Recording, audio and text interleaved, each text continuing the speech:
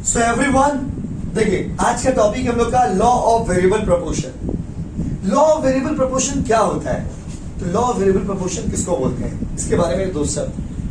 बात number 1, law of variable proportion short run का theory है।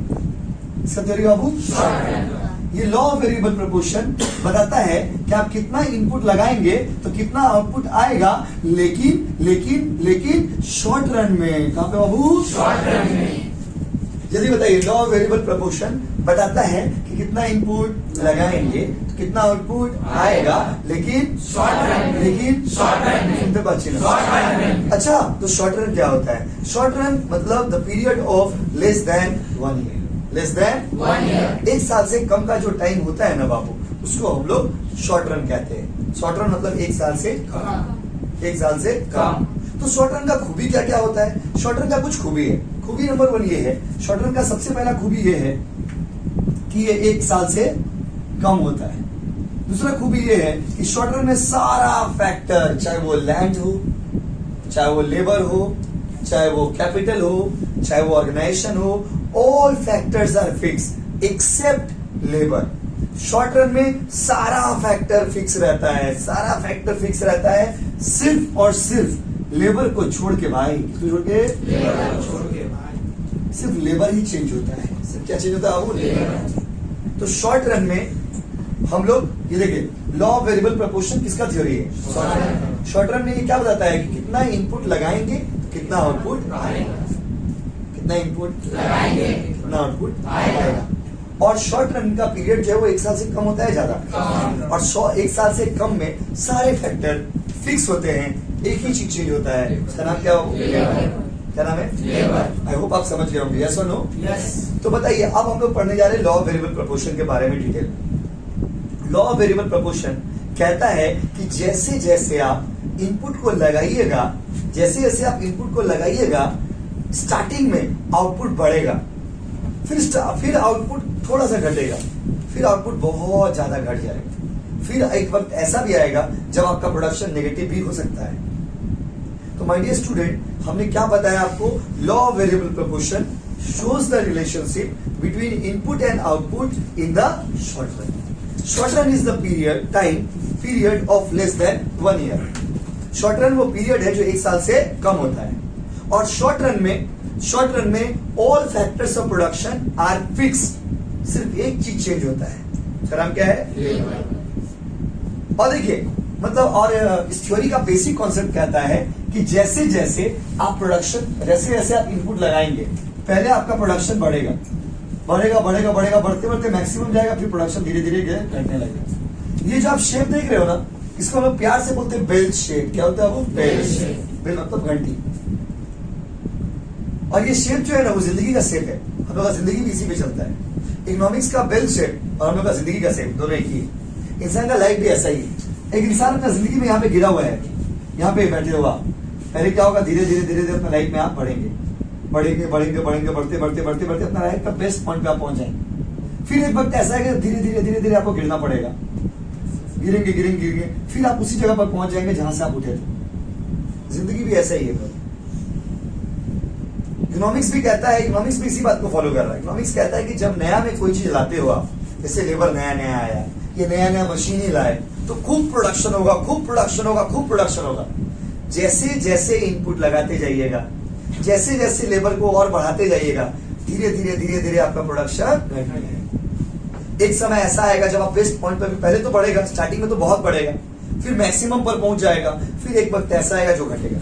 हम लोग का जिंदगी भी, इकोनॉमिक्स हम लोग को अपना जिंदगी जीना सिखाता है। इकोनॉमिक्स में हम लोग को यही सिखाता है कि life is like this, nothing is permanent in this world, every happiness has to be followed by the sadness. अगर आप आज खुश हैं तो कल आपको उदास होना पड़ेगा, अगर आप आज उदास हैं तो जिंदगी में हमेशा उदास नहीं रहेंगे, कभी न कभी आपकी जिंदगी में खुशी जरूर आएगा।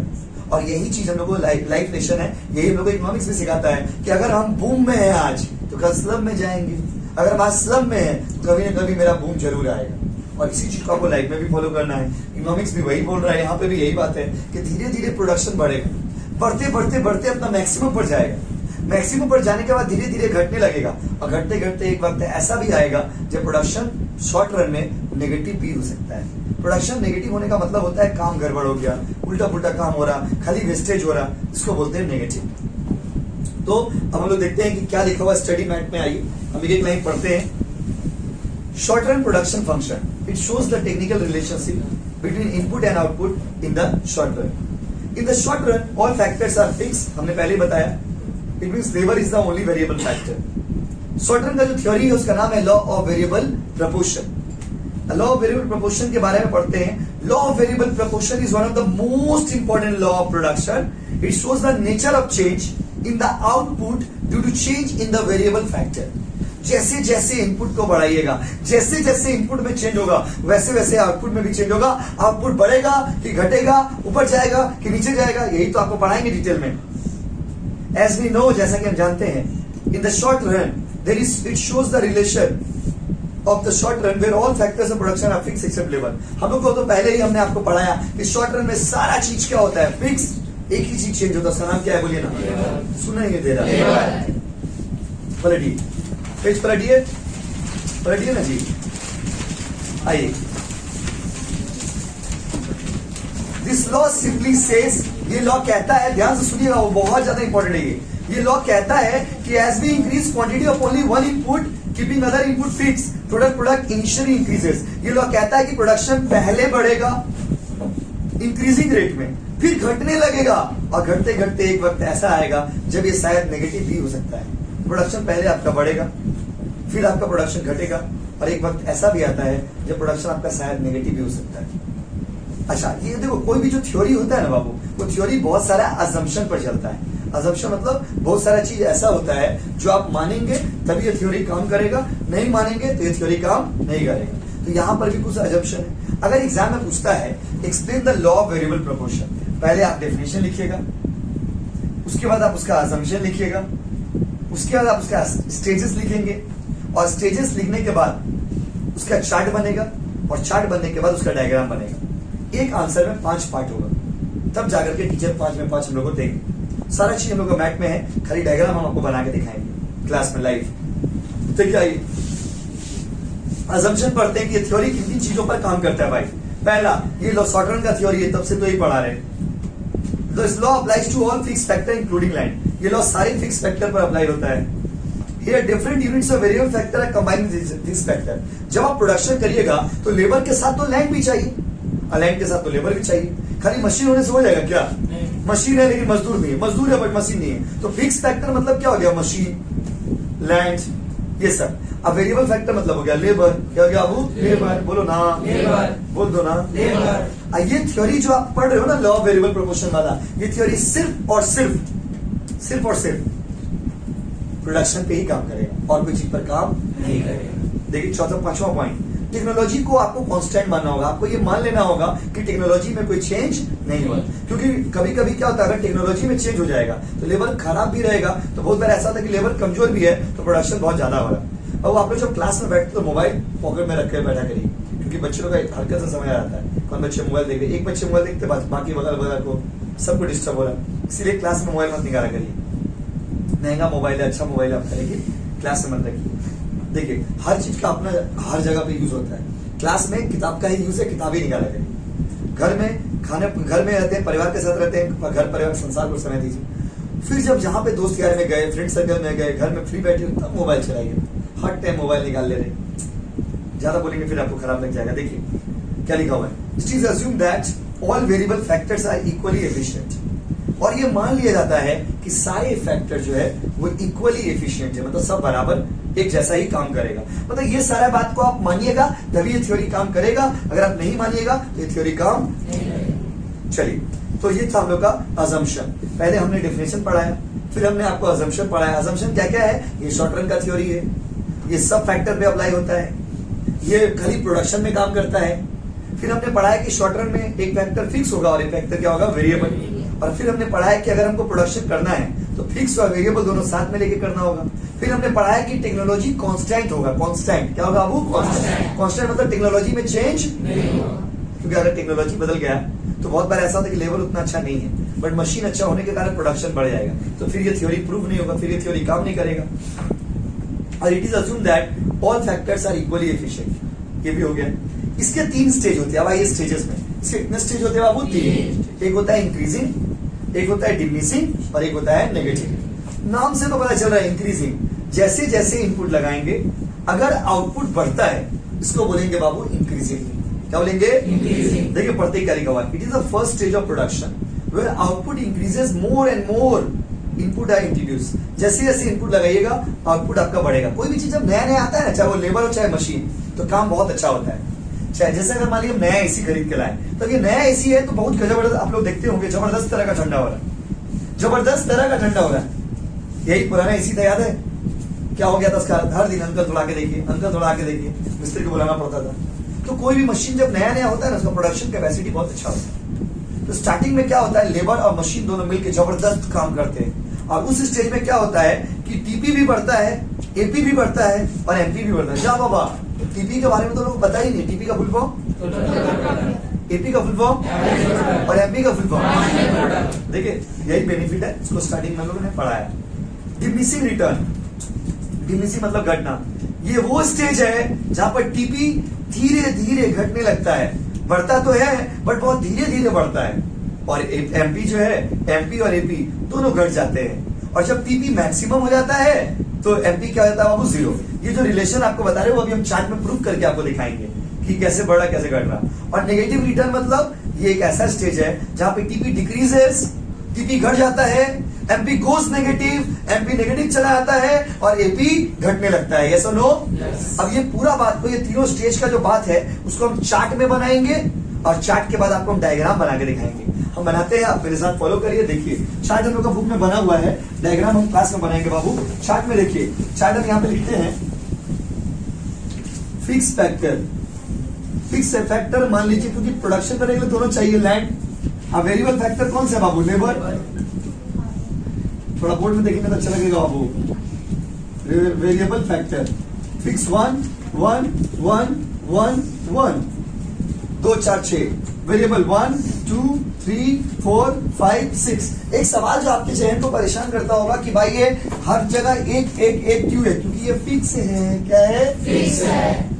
मान लीजिए मेरे पास 1 एकड़ जमीन है, 1 बीघा जमीन है, 1 कट्ठा जमीन है, तो 1 1 1 1 1, क्योंकि फिक्स फैक्टर चेंज नहीं होता है। वाह, अच्छा। उसके बाद देखिए, उसके बाद यहाँ पे लिखते हैं टीपी। टीपी बताइएगा, देखिए बताइएगा। 10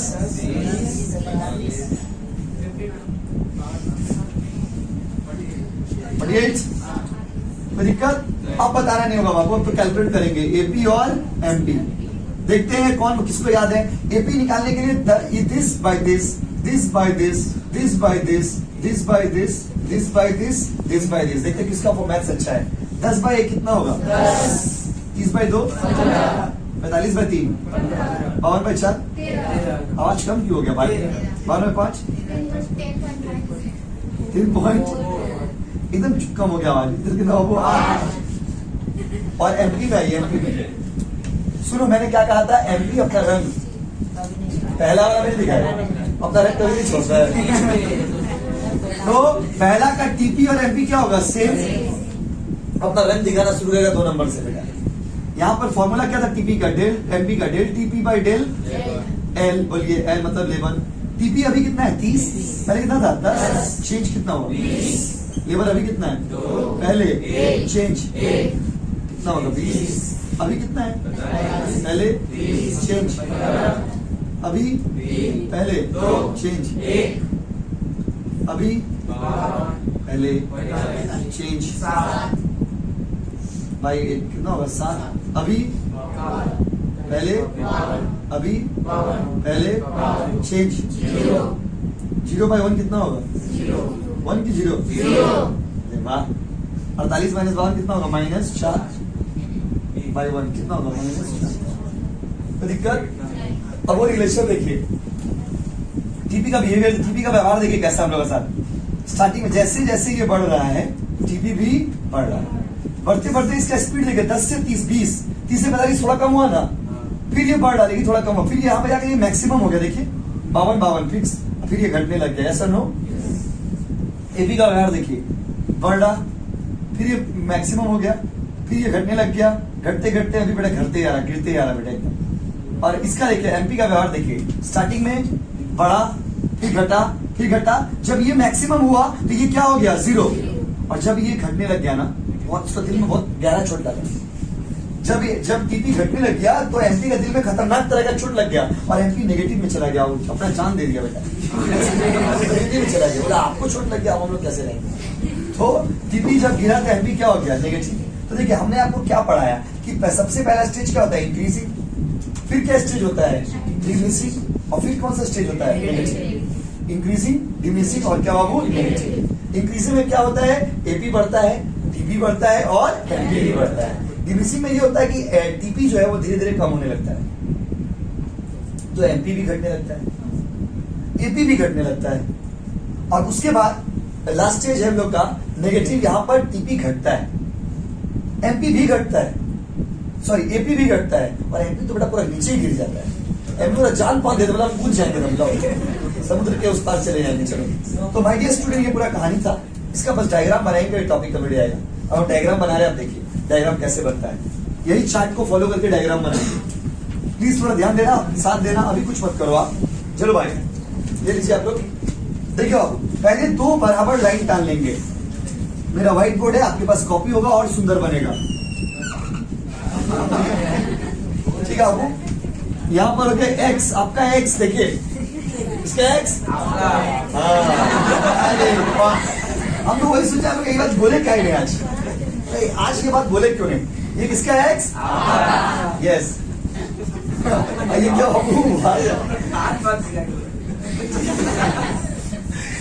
हमको तो बुरा नहीं लग रहा, आपको बुरा लग रहा था हमारे पास। एक्स और क्या बाबू, वाई, एक्स और वाई। ये क्या बाबू, एक्स, ये क्या है, वाई, ये आपका वाई, ये आपका एक्स, किसका, मेरा हाथ मत दिखाते रहे, एक्स और वाई, ठीक है बाबू, कोई छाप नहीं है। देखिए एक्स और वाई, अभी एक्स पर कुछ तो बैठाना होगा, एक्स पर बैठाएंगे इनपुट, क्या बैठाएंगे, इनपुट। वाई पर दिखाएंगे टीपी, एपी और एमपी, सही है। इधर देखिए इनपुट का अगर आप नंबर को देखेंगे तो 1 है, 2 है, बराबर बराबर 3 है, 4 है, 5 है, 6 है। और आउटपुट में अगर देखेंगे तो एक तो रेंज बनाना पड़ता है डायग्राम के लिए, तो हम 10-10 का रेंज ले रहे, 10, 20, 30, 40, 50, 60। अब आप लोग, अब मिलन का घर ही आ गया। अभी देखो भाई, पहले टीपी का तो खेला होगा। आप बुक में देखिए, जब इनपुट 1 था तो टीपी कितना था, देख के बताइए, 10। तो यहां पे देखिए 1, 10, कैसा लग रहा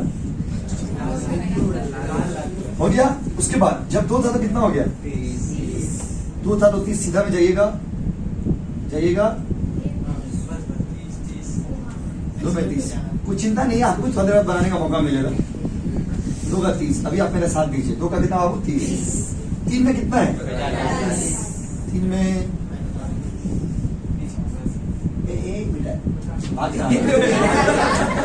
क्या हो, 45 हो गया क्या, 45 मतलब 40-50 के बीच में। तो 3 में कितना बाबू, 45, 4 में 52,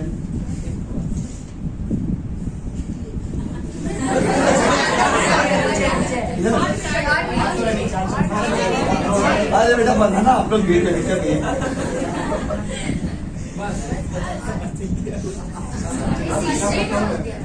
इधर से 5 में 52 रुको, छाप क्या ले रहे हो, देखो ना बनाएंगे कितना अच्छा। देखिए मेरा डायग्राम सुंदर बनेगा, आपको विश्वास है। उसके बाद आपका जब नंबर आएगा तो हम भी देखेंगे 5 से कितना, 52, 5 में कितना, 52, अच्छे में भी कितना है, 40, 1 का बैठा है, 2 का बैठा है, 3 का बैठा है, 4 का 5 है, 4, 5 दोनों का तो 52 ही है ना, 4 का 52 और 5 का भी 52, 6 का 48, 48 मतलब 45 से थोड़ा ऊपर ना, 50 से नीचे, 45 से ऊपर। हाँ ऐसे लग रहा है हम गिर रहे ऊपर से, बहुत तो नहीं चाहिए, बहुत तो नहीं चाहिए। क्या मैं यहाँ पे कॉम्पिटिशन में आएगा देखिए हम आपको पहले बोले मेरा डायग्राम सुंदर बनने वाला, आप अपना वाला सोचिएगा। देखिए बना के दिखा रहे हैं आपको, आप देख लीजिएगा। मिलन होगा,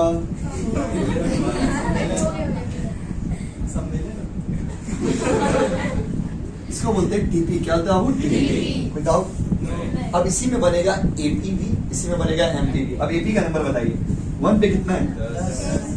आइए थोड़ा और खेलते हैं इसके साथ। देखिए 1 पे कितना बाबू? 10। सर क्या करने मांग रहा है? कुछ नहीं, टाइम पास। 1 पे कितना बाबू? 10। 2 पे कितना? 15। रुको रुको रुको, 2 पे 15 बीच में हम तो पूछेंगे बाबू, ठीक है कि नहीं? नहीं बाबू जरूरत नहीं। 2 पे कितना बाबू? 15। 3 पे भी कितना? 15।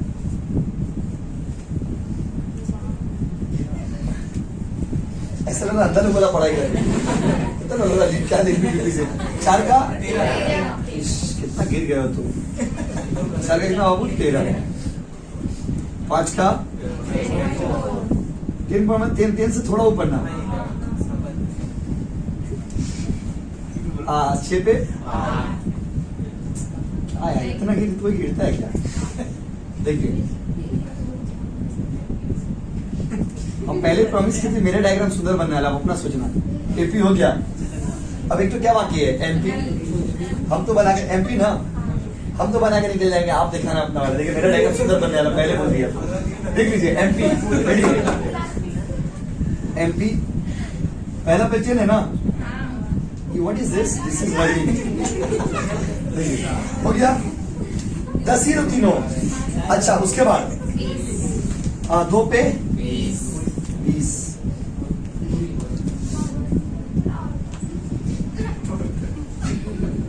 2 पे कितना हो? 20। 3 पे 15 मतलब 1 तो। 4 पे कितना? इतना कम।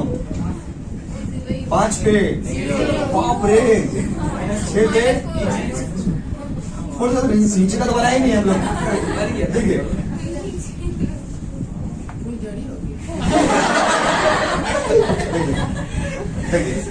कंप्लीट हो गया मेरा डायग्राम कंप्लीट। और बना के दिखाइए।